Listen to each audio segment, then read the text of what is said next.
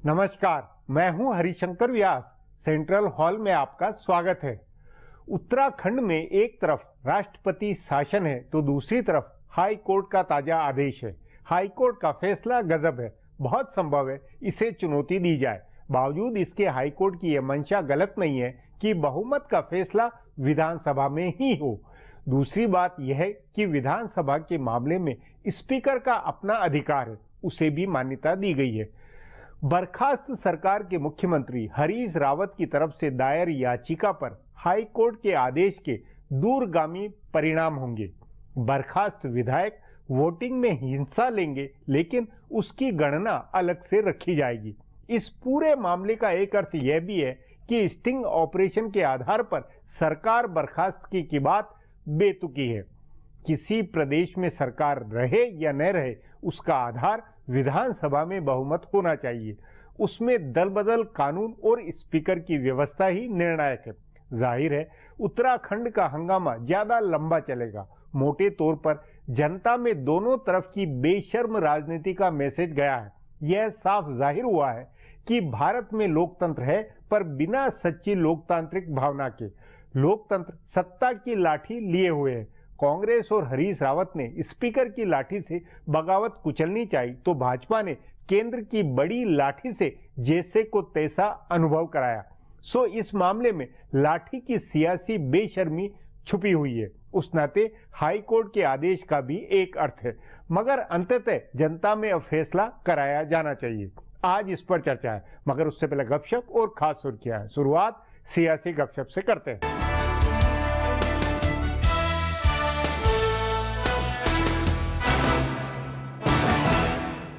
वजीर आजम नरेंद्र मोदी और बीजेपी ने इंतखाबात वाले सूबों की 2 खातून वज़राए आला का लिहाज छोड़कर जोरदार हमला बोला है। ऐवान में सही ढंग से कामकाज के लिए हुकूमत और बीजेपी के मैनेजरों ने अन्ना डीएमके और तृणमूल के साथ कामकाजी रिश्ता बनाया था, लेकिन तमिलनाडु और मगरबी बंगाल दोनों जगह अपने कारकुनान में जोश भरने और अपना वोट मुत्तहिद करने के लिए पार्टी ने जयललिता और ममता बनर्जी पर हमला बोला है। ममता पर हमले की शुरुआत खुद वजीर आजम नरेंद्र मोदी ने की। तकरीबन 2 साल पहले वजीर आजम बनने के बाद वो पहली बार बंगाल गए थे। उन्होंने कहा था कि बायां महाज के इख्तदार में इतने गड्ढे हो चुके हैं कि ममता दीदी को उन्हें भरने में कई साल लगेंगे। लेकिन अभी तशहीर में उन्होंने ममता की मजम्मत करते हुए पूछा कि उन्होंने क्या तब्दीली की है। उन्होंने नारदा चैनल के स्टिंग में लगे इल्जामात का हवाला देकर बदनुमानी का मसला भी उठाया। उधर तमिलनाडु की वजीर आला जयललिता के खिलाफ पार्टी ने हर तरफ से हमला बोला है। मरकजी वजीर पीयूष गोयल ने जयललिता पर जाती हमला बोलते हुए कहा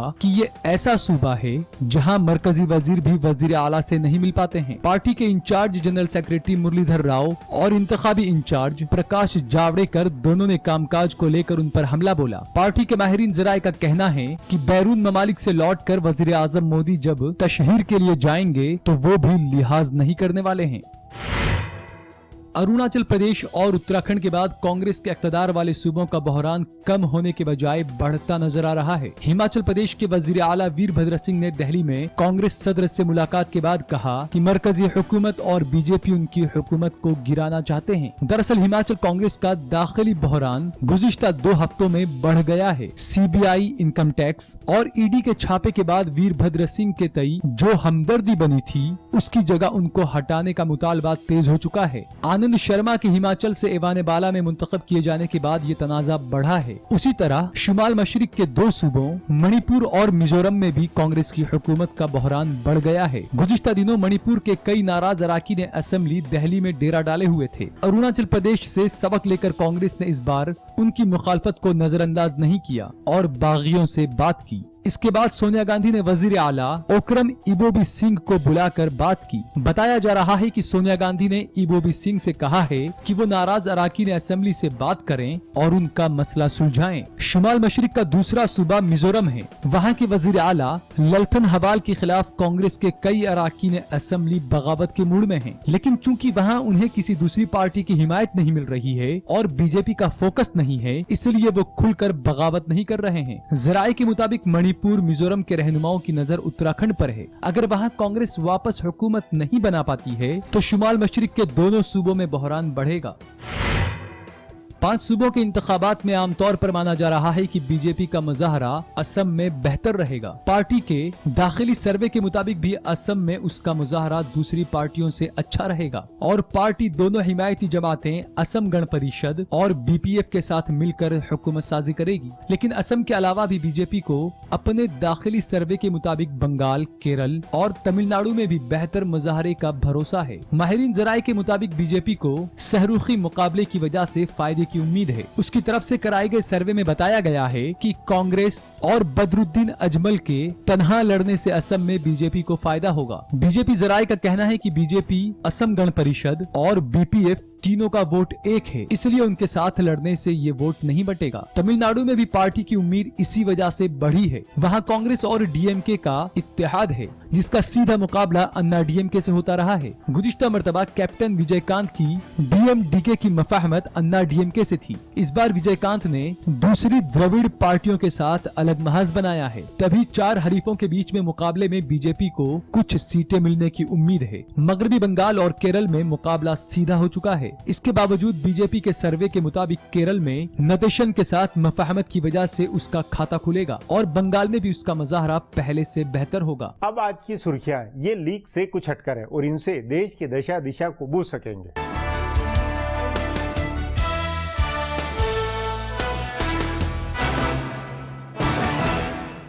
उत्तराखंड में सदारती राज के निफाज के खिलाफ कांग्रेस की अर्जी पर आज नैनीताल हाईकोर्ट में समाअत के बाद कोर्ट ने साबिक वजीर आला हरीश रावत को अब 31 मार्च को अक्सरियत साबित करने का वक्त दिया है। हाईकोर्ट ने कांग्रेस पार्टी के बागी 9 अराकीन असेंबली को भी वोटिंग का हक दे दिया है। रुकनियत रद्द किए गए बागी 9 विधायकों के वोट अलग रहेंगे। कांग्रेस के सीनियर रहनुमा व वकील अभिषेक मनु सिंघवी ने कहा कि हरीश रावत का मुतालबा अदालत ने माना, हमने फ्लोर टेस्ट का मुतालबा किया था। सिंघवी ने कहा कि स्पीकर का फैसला चला, बस तारीख बदली। गौरतलब है कि उत्तराखंड में 28 मार्च को हरीश रावत को अक्सरियत साबित करने से एक दिन पहले ही 27 मार्च को सदारती राज का निफाज कर दिया गया था। 70 रुकनी उत्तराखंड असेंबली में 36 कांग्रेस के अराकीन असेंबली हैं। इनमें से 9 बागी हो चुके हैं। 27 रुकने असेंबली बीजेपी और 1 रुकने असेंबली बीजेपी से मुअत्तल किया गया है। 3 आजाद रुकने असेंबली हैं, जबकि 2 बीएसपी के रुकने असेंबली हैं और 1 उत्तराखंड क्रांति दल का रुकने असेंबली है।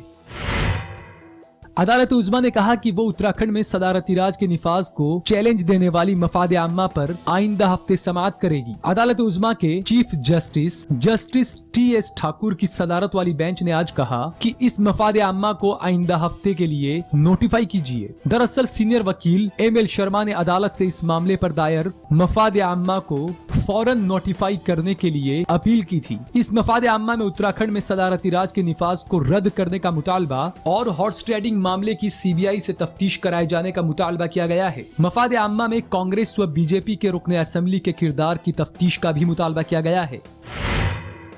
मरकजी वजीर खजाना अरुण जेटली ने आज कहा कि हिंदुस्तान हुकूमत ने गुज़िश्ता हुकूमत से विरासत में मिले कई मामलों को सुलझा लिया है और वो धीरे धीरे कॉर्पोरेट टैक्स को 25% की आलमी सतह पर ला रहे हैं, जो फिलहाल 30% है। जेटली ने SP Jain institute of global में मुनक्किदा एक प्रोग्राम में बोलते हुए कहा कि लंबे अरसे से अटके हुए जीएसटी बिल को ऐवान में जल्द ही मंजूरी मिलेगी। जेटली ने कहा कि हिंदुस्तान ने आलमी सतह पर चैलेंजेस का सामना करने के बावजूद 7.5% की तरक्की की शरह दर्ज की है। जेटली ने कहा कि हमारी हुकूमत ज्यादा गैर मुल्की सरमायाकारी को लुभाने के लिए कोशिश करेगी और दाखिली सरमायाकारी को गैर मुल्कों में जाने से रोकने की कोशिश करेगी। उन्होंने कहा कि हम चाहते हैं कि लोग अपने टैक्स से जुड़े हुए मामलों को निपटाए, इसलिए 2016-17 के बजट में मैंने इन मामलों को निपटाने के लिए मुख्तलिफ किस्म के इक़दामात की भी तजवीज पेश की है। असम के वजीर आला तरुण गोगोई ने आज मरकज में इक़्तिदार जमात बीजेपी पर इल्जाम आयद किया है कि वो गवर्नर की मदद से उनकी हुकूमत को डामाडोल करने के लिए सैकड़ों करोड़ रुपए खर्च कर चुकी है। तरुण गोगोई ने मीडिया से बातचीत करते हुए कहा कि हमारी हुकूमत को गिराने के लिए बीजेपी ने काफी पैसे खर्च किए थे। गोगोई ने कहा कि बीजेपी उनकी हुकूमत को गिराने के लिए बिहार इंतखाबात से पहले करोड़ों रुपए खर्च कर चुकी है। उन्होंने कहा कि बीजेपी ने हिमंता बिस्वा शर्मा और दूसरे अराकीन असेंबली की मदद से कोशिश की थी, लेकिन वो इसमें कामयाब नहीं हुए। गोगोई ने हिमंता बिस्वा शर्मा के कांग्रेस में रहने के दौरान उन पर यकीन करने के अपने फैसले पर भी अफसोस का इजहार किया। उन्होंने कहा कि मैं उन पर काफी यकीन करता था, मुझे उन पर काफी एतमाद था और उन्होंने मेरे जैसे आम आदमी को दगा दिया। फिलहाल अब एक ब्रेक है, फिर खुलासा होगा।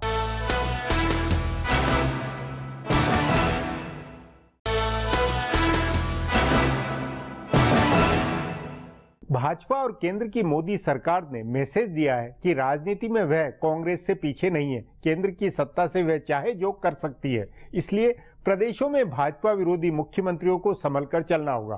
कांग्रेस में बगावत, दलबदल आदि से भाजपा और मोदी सरकार को गुरेज नहीं है। पर क्या यही भारत की सियासी संस्कृति नहीं है? इस पर आगे चर्चा करें, उससे पहले देखें मेरा ये खुलासा।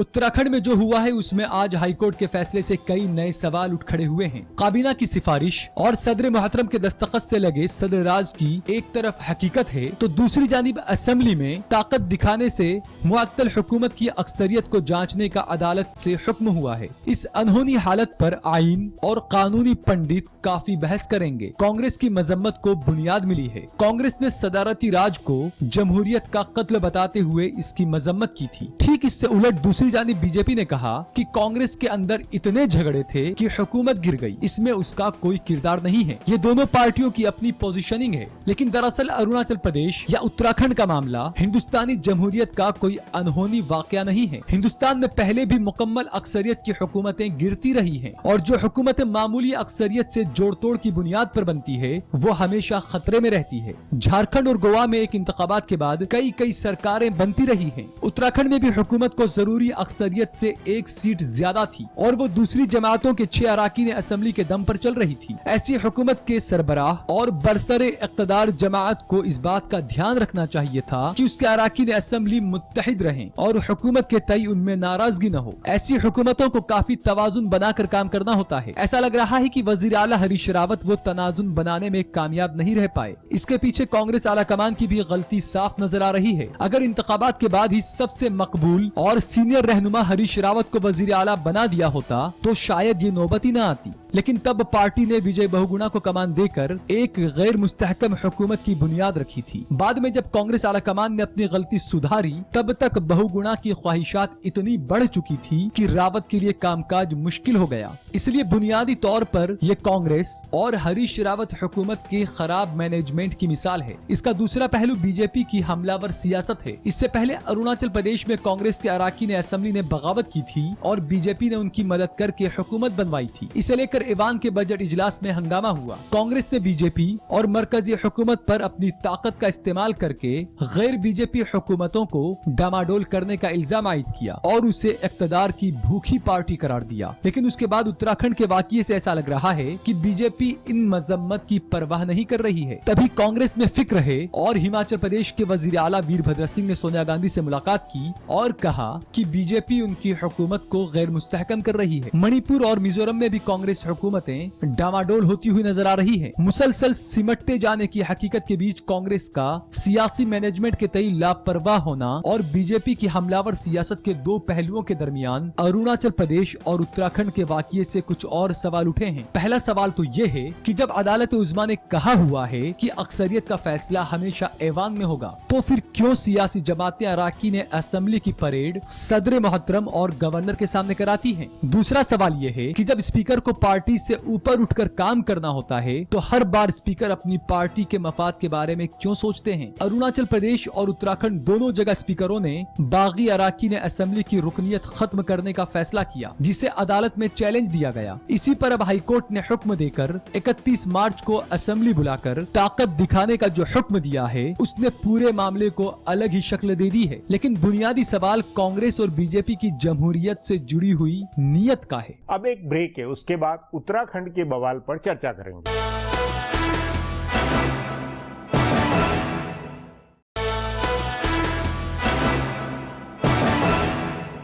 उत्तराखंड में जैसी राजनीतिक अस्थिरता हुई है उससे क्या वहां विधानसभा भंग करके नए सिरे से चुनाव नहीं कराने चाहिए? दल बदल कानून बनने और सुप्रीम कोर्ट की व्यवस्थाओं के बावजूद खरीद फरोख्त, तोड़फोड़ का सिलसिला चलना नेताओं की नीयत का पेच है। इस पर चर्चा के लिए आज मेरे साथ वरिष्ठ पत्रकार नीरजा चौधरी है। नीरजा जी, उत्तराखंड हाईकोर्ट के फैसले का संवैधानिक मायने में क्या अर्थ है? क्या वो स्पीकर और विधानसभा की वैधता बनाने वाला है? केंद्र सरकार राष्ट्रपति की अथॉरिटी को खारिज करने वाला है? क्या है ये मामला? देखिए, मैं मानती हूँ सबकी भटपिटी है इसमें कि इतनी बार कोर्ट ने स्पष्ट रूप से कहा है बोम्मई जजमेंट के बारे में कि फ्लोर टेस्ट ही एक तरीका है मेजॉरिटी निर्धारित करने का, और कुछ होना नहीं चाहिए। गवर्नर के सामने लाइन अप, चिट्ठियां, कुछ भी नहीं। ठीक है। और मुझे लगता है हमारे देश में इस पे एक कंसेंसस बन गया है, बन गया था। तो ये जो आपत्तिजनक बात हुई थी उत्तराखंड में कि फ्लोर टेस्ट अनाउंस किया गवर्नर ने, उससे 24 घंटे पहले सरकार को बर्खास्त कर दिया गया। अब ये सही है कि appropriation bill, finance bill pay अगर डिवीजन की मांग होती है मेंबर द्वारा तो स्पीकर को अलाउ करना चाहिए। नहीं अलाउ करना गलत है, ये कन्वेंशन रहा है। फिर स्पीकर ने भी 9 लोगों को डिस्क्वालीफाई कर दिया, जबकि कहा जा रहा है कि उन्होंने हाउस के अंदर ऐसा कोई नहीं किया, क्योंकि अगर साबित होता तो फिर वो सरकार गिर जाती उस दिन। उन्होंने ऐसा कोई बाहर जो मर्जी बोले हो, लेकिन बगावत की हो, अंदर बगावत नहीं थी, बगावत का कुछ ऐसा कदम नहीं दिखा। तो डिस्क्वालिफिकेशन का क्या आधार है? आधार था। ये बहुत इंपॉर्टेंट सवाल उठे हैं इसमें। अब केंद्र को ये करना चाहिए था। केंद्र की मंशा क्या थी, पॉलिटिक्स क्या था? उन्होंने स्टिंग ऑपरेशन को आधार बनाया, एक तरह से देखा जाए। उन्होंने स्टिंग ऑपरेशन को आधार बनाया कि हरीश रावत मुख्यमंत्री दिखाए गए कि वो बात करते हुए कि वो प्रलोभन दे के एमएलएस को वापस लाना चाहते हैं। अब मेरा सवाल ये है कि क्या प्रलोभन ब्रेकडाउन ऑफ कॉन्स्टिट्यूशन माना जाएगा? अगर करप्शन ब्रेकडाउन ऑफ कॉन्स्टिट्यूशन माना जाएगा तो सारी स्टेट फिर तो हर कोई बिल्कुल संवैधानिक व्यवस्था ही नहीं रहेगी। तो इसमें बड़े, जैसा कि मैंने कहा, बहुत पेचीदे सवाल उठे हैं। अब कोर्ट ने जो कहा है, आज रिस्टोर किया है कि मेजॉरिटी हाउस पे ही तय होगी। ये बहुत बड़ा प्रिंसिपल को रिस्टोर किया है। नहीं, वो किया है, लेकिन उसके साथ में फिर सवाल ये कि बागी भी उसमें मतदान में हिस्सा लेंगे, लेकिन उनकी काउंटिंग अलग रहेगी। वो उसका हिस्सा पक्ष विपक्ष में किसकी मेजोरिटी वो नहीं बनेगी। तो फिर ये वापस ये कि ये स्पीकर की अथॉरिटी भी एक तरह से गड़बड़ा गई। बिल्कुल, क्योंकि स्पीकर की अथॉरिटी अनचैलेंज मानी जाती है। जो स्पीकर हाउस में डिसाइड करेगा वो फाइनल माना जाता है, चाहे हो हल्ले में। अभी तक तो यही होता रहा है कि बस फाइनल हो गया, उसको फिर चैलेंज नहीं कर सकते आप। अब ये भी सवाल उठ गया है कि इसका मतलब कोर्ट के मन में क्या है। अब जब होगा और ये 9 बागियों का वोट लिया भी जाएगा और फिर क्या लिफाफों में बंद होके कोर्ट के पास रहेगा, उसका क्या मतलब होगा? मतलब कोर्ट का आदमी भी देखेगा उस प्रोसीडिंग को। ये है तो कोर्ट की दखल, मतलब कोर्ट ये निर्धारण करने की राजनीतिक या इस विधायिका का ये एक अलग रोल नहीं डिफाइन होता हुआ लग रहा है। ये मुझे समझ में नहीं आ रही। ये पार्ट जो है ना कि भाई कोर्ट के पास जाएगा, क्या कोर्ट के मन में ये है कि क्यों ये जो डिस्क्वालीफाई हुए हैं मेंबर्स, उनकी डिस्क्वालिफिकेशन पे अभी फैसला फिर क्या कोर्ट करेगा क्या? क्योंकि अगर कोर्ट करता तो फिर स्पीकर की अथॉरिटी वहां घटती है। फिर वहां वो अपने आप में सर्वोच्च नहीं है, फिर सर्वोच्च नहीं है, वो चैलेंज हो रहा है। फिर वो झमेला, बिल्कुल वो सवाल उठेगा। तो कहीं ना कहीं क्या ये कोर्ट के मन में था? उन्होंने इसलिए ये कहा है कि हम रखेंगे फिलहाल, और जब मेजॉरिटी प्रूव होगी और ये 9 लोग अलग होंगे तो क्या मेजॉरिटी उन 9 के बिना होगी? फिर क्या उसका क्या मतलब हुआ? तो ये कई चीजें नहीं, तो उसमें आपको ये नहीं लगता कि ये कुल मिलाकर कि दल बदल कानून होते हुए भी बोम्मई में सुप्रीम कोर्ट की बकायदा व्यवस्था देने के बावजूद भी हमारी राजनीति में लोकतांत्रिक जो भावना है, जो नीयत है, वो सही नहीं है। उसके कारण ये सब झमेले। हर कोई, स्पीकर ने अपनी लाठी का इस्तेमाल किया, फिर केंद्र सरकार ने अपनी लाठी करी, फिर अब हाईकोर्ट की एक लाठी चल गई। ये कुछ वही मामला नहीं होता हुआ लगता। कि सियासत को लोकतांत्रिक भावना के बजाय जिसकी जैसी लाठी उस पे उसी हिसाब से चलेगा? देखिए, प्रॉब्लम तभी आती है जबकि स्पीकर भी पॉलिटिकल डिसीजन लेते हैं और केंद्र सरकार अभी नहीं, ये तो 90 ये सब उस समय सब केरल की सरकार जब जनता पार्टी की आई तो सारी कांग्रेस सरकारें गई, 80 में कांग्रेस आई तो जनता की सरकारें गई, इस तरह से। और फिर बाबरी मस्जिद के बाद बीजेपी की सरकारें गई, ये होता रहा है, ये देखते रहे हम लोग। हालांकि जब कोलिशन गवर्नमेंट हुई है उसका एक फायदा हुआ था, रीजनल पार्टी आर्टिकल 356 से बहुत ही खिलाफ करते थे, तो कुछ समय तक उसका इस्तेमाल नहीं हुआ। लेकिन ये बिल्कुल जो आप कह रहे हैं लोकतांत्रिक स्पिरिट नहीं रही है, तभी ये हम इसलिए दल बादल कानून भी अप्रभावी साबित हुआ। तो क्या ये जरूरत नहीं आई कि भाई बगावत वाली ऐसी स्थिति में सीधे जनता के बीच जाके फैसला होना चाहिए, भंग कर देनी चाहिए, वही ज्यादा उचित और ठीक तरीका हो सकता है? वो एक तरीका है जी।